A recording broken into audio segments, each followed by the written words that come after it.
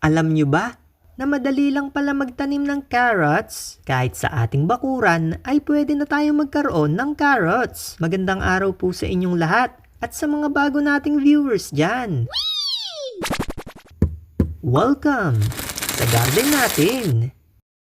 Tignan nyo po ang tanim nating carrots. Dito lamang po nakatanim yan sa plastic bag. Kahit po nasa mainit na lugar, ay pwede po itong mabuhay. Dito po sa amin ay mainit. At kahit naka-direct sunlight po, ay malulusog po sila. Kung mahilig po kayo sa halaman, at gusto nyo ng mga ganitong video, please like and subscribe para lagi po kayong updated sa mga bago nating tips about sa pagtatanim. Ito po ang buto ng carrots. Napakaliit lamang po nito. Binili ko lamang po ito sa online shop para lang po siyang buto ng lettuce. Pwede po tayong magtanim nito sa seedling tray. Ganito lamang po ang ginagawa ko. Kailangan po ay mababaw lamang ang pagkakatanim para hindi po sila mahirapan sa pagsibol. After natin ito matabunan ng manipis, ang tip ko po sa inyo ay mag-spray po tayo ng insecticide upang hindi po ito kainin ng mga insekto. Lagi ko pong practice na kapag nagpupunla ay mag-spray ng insecticide. Isang beses lang naman po. Madami po kasing langgam dito sa amin. Yung antagal mong hinihintay na sumibol ang buto, pero wala na pala doon yung buto dahil nakuha na ng mga langgam.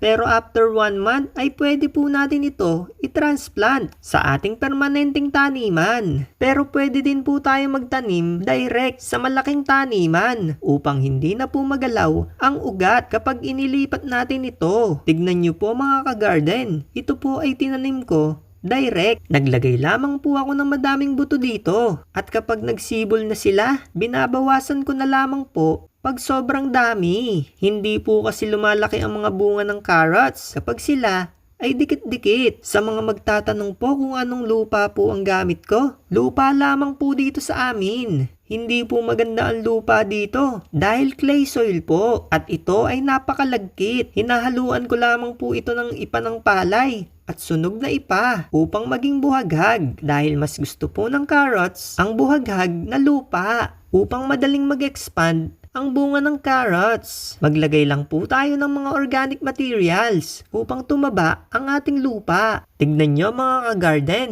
lumilitaw na ang ating carrots. Diligan lamang po natin ito tuwing umaga upang palaging moist ang lupa. Mas mainam din po na mag-trim tayo ng mga dahon ng ating carrots upang mag-focus ito magbigay ng nutrients sa bunga at hindi sa dahon. Habang nagtitrim po ako ng mga dahon, baka po pwede niyo po ako matulungan. Sa simpleng pag-click ng like at subscribe button, ay malaking tulong na po yun sa amin. Maraming salamat mga ka-garden. Ayan, tapos na tayo mag-trim at umaliwala sila tignan. Makalipas nga lang ang ilang linggo, ay mag-harvest na po tayo.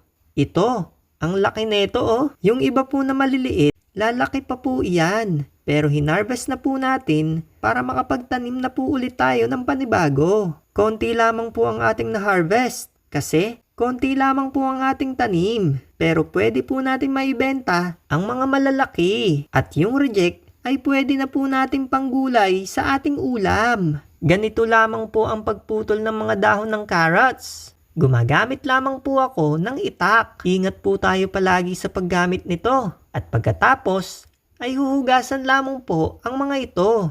Diba madali lang ang pagtatanim ng carrots? Meron din po pala akong tanim na pechay dito sa garden natin. Sa susunod po nating video ay ipapakita ko naman po sa inyo ang ating pechay. Kung meron po kayong gustong itanong, pwede po kayong mag-comment at sasagutin po namin iyan. Maraming salamat sa inyo mga ka-garden.